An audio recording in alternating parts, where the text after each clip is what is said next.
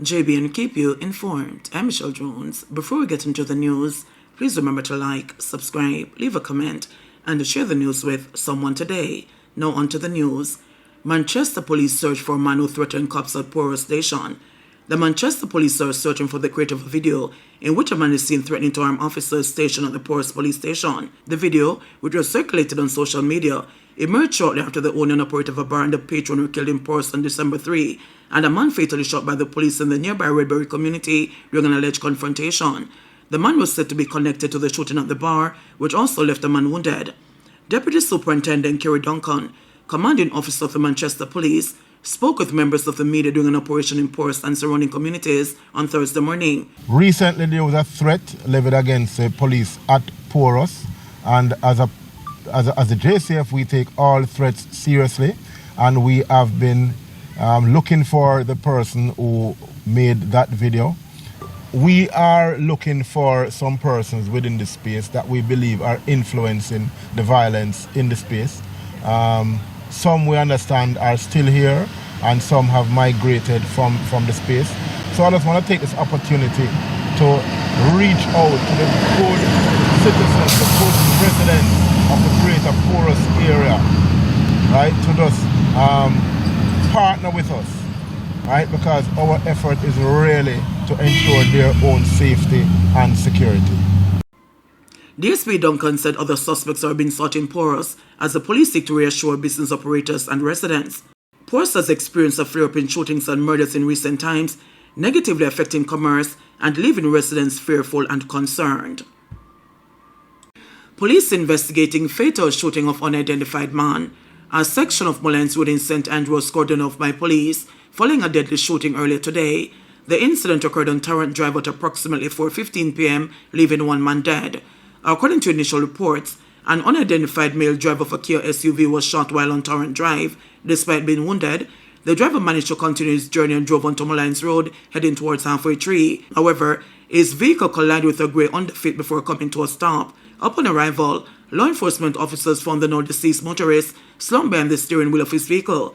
The police have since launched an investigation into the shooting, although details surrounding the motive and suspects remain unclear.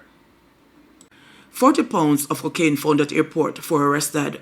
1 British woman and 3 airport agents have been charged, following 2 cocaine seizures at the Sansu International Airport last week. The Firearms and Narcotics Investigation Division FNID of the Jamaica Constabulary Force JCF intercepted over 40 pounds of cocaine in the 2 incidents. The JCF says on Saturday, a female British citizen, Salah Suleiman said, was arrested at the airport after 12 pounds of cocaine was discovered in her luggage. Said was intercepted by FNID officers during check-in for an outgoing flight to the UK. Subsequent search revealed the illicit substance. She has been charged with possession of cocaine and taking steps to export cocaine. Her court date is pending. 3 days earlier, on December 11, a joint operation between the FNID and the Jamaica Customs Agency Contraband Enforcement Team, dubbed Clean Sweep, resulted in the seizure of 28.5 pounds of cocaine with an estimated street value of close to £500,000. The bus followed what police described as extensive investigation into insider threats within the airport environment. 5 airport employees were apprehended and subsequently interviewed. 3 were charged. Facing counts of possession of cocaine, dealing in cocaine, attempting to export cocaine, and conspiracy to export cocaine are Rushane Powell, otherwise called Romy, a 36-year-old ramp agent of Norwood St. James, Leroy Jones, otherwise called Rata, a 62-year-old lead ramp agent of Mount Salem, Montego Bay, St. James, and O.J. Simpson, otherwise called Simo, a 35-year-old ramp agent of Saltmarsh, Trelawney. Their court date is pending. The remaining 2 employees have been released pending further investigation. Champagny says no to representing Barbara Gale's murder suspect. Peter Champagny, a prominent Jamaica defense attorney and King's Counsel, has ruled himself out as a potential lawyer for the main suspect in the brutal murder of veteran journalist Barbara Gale. Champagny, who had a long-standing friendship with Gale, cited his personal connection to the late journalist as the primary reason for his decision. In an interview, Champagny explained that the emotional and ethical conflicts surrounding the case made it impossible for him to represent the accused. Gale, 77, was found murdered at her home in Caymanas Estate Country Club on Tuesday with multiple stab wounds to the neck and a fatal injury to her forehead. Miss Gale was a dear friend and someone I held in the highest regard, Champagny said. This is not just a case involving an accused individual. It is a matter that touches me personally. I could not, I will never represent anyone accused in this matter due to my close association with Miss Gale. The Jamaica Constabulary Force JCF confirmed on Thursday that the primary suspect in Gale's murder had been apprehended after he was found hiding in bushes in Grange Lane, Portmore, St. Catherine. Earlier, Gale's stolen Mercedes-Benz GLE was recovered on Dyke Road in Portmore, St. Catherine, with bloodstains discovered inside the vehicle. Despite his decision to withdraw from the case, Champagne reaffirmed the importance of ensuring legal representation for all individuals accused of crimes. He emphasized that his stance was an exception, given the unusual nature of this case. It is my duty as an attorney to uphold the rule of law, and all accused persons are entitled to representation, Champagne stated. However, in this case, my personal connection makes it clear that I'm not the right person to represent the accused. Champagne, who boasts nearly 30 years of legal experience, underscored the ethical considerations that guide legal professionals in such situations. The canons governing our conduct as attorneys are clear. One should not lightly refuse representation unless there's a conflict of interest, he explained. For me, this is a clear conflict. It would not be proper or appropriate for someone close to the deceased to represent the accused. While Champagne ruled himself out, he noted that other lawyers may be able to take on the case without facing the same ethical dilemma. There are many attorneys who may not have known Miss Gale personally and who may not face the same conflict. They would be professionally obligated to consider taking the case, he said. Champagne also responded to potential criticism of his decision, emphasizing that his long-standing career has been built on providing fair representation to those accused of crimes. Everyone deserves a fair defense, he said. It's my job to ensure the law is upheld and that evidence is not manufactured. But once a conviction stands and appeals are exhausted, the consequences must follow. That's justice. In the same breath, Champagne revisited his controversial stance on the death penalty, calling for its introduction in cases involving crimes against vulnerable individuals, such as the elderly, children, and the mentally challenged. We need to revisit the law to make the death penalty more attainable, especially for crimes against the most vulnerable among us, he asserted. Once due process is served and appeals are exhausted, justice must take its course. Although capital punishment remains on the books in Jamaica, the last execution took place in 1998, and the country remains deeply divided on the issue. Reflecting on the loss of his close friend, Champagne shared his grief.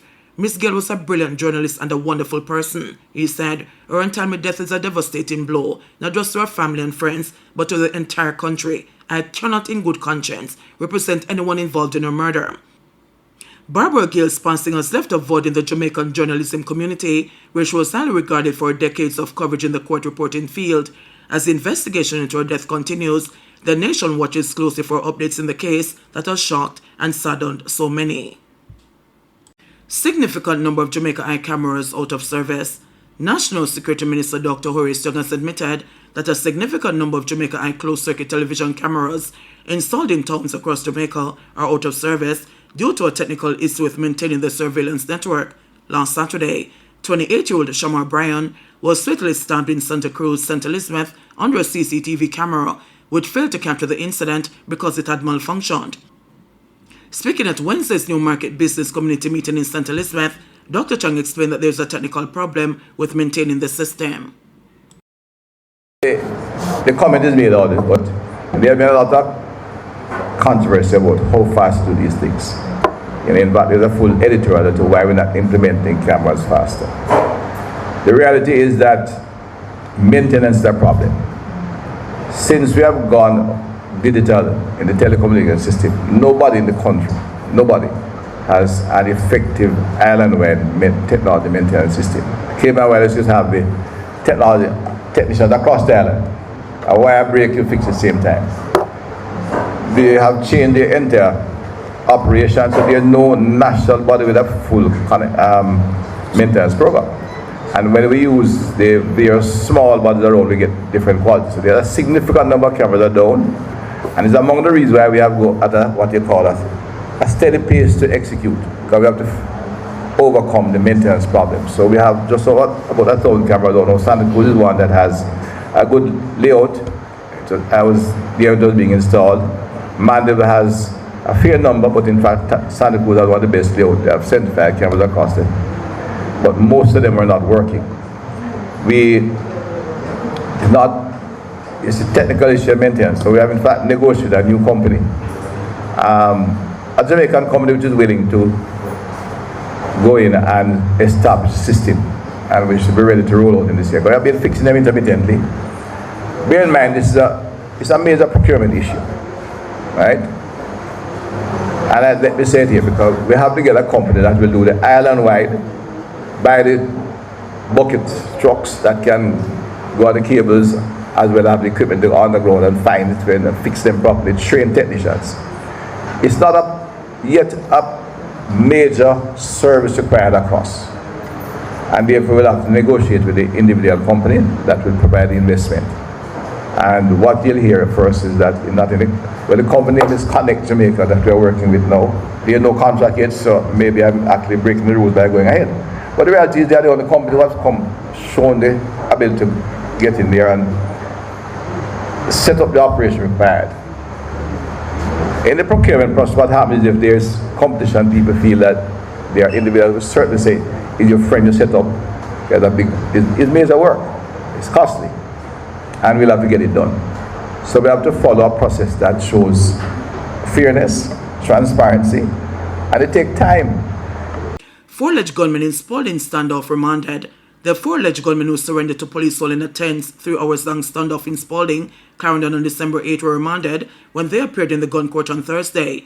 The men were charged last Thursday with possession of prohibited weapon, unauthorized possession of ammunition, shooting with intent, wounding with intent, and using a prohibited weapon to commit a felony. Police said the court matter was transferred from Manchester to Kingston. Charger 26-year-old Andre Shimiu, otherwise called 3D or Brown Man, a resident of Duke Street, Tollgate, Clarendon. 28-year-old Tony Kelly, otherwise called Scooby or Poochie, a resident of Main Street, Tollgate, Clarendon. 28-year-old Romain Dockery, otherwise called Fungo, a resident of Main Street, Tollgate, Clarendon, and the 29-year-old Chevon Carnegie, a resident of Dykesale, Sanguinetti, Clarendon. The men are set to reappear in court on February 27. JBN will keep you informed. Please remember to subscribe, like, share, leave us a comment, and click the notification bell to receive our daily news items.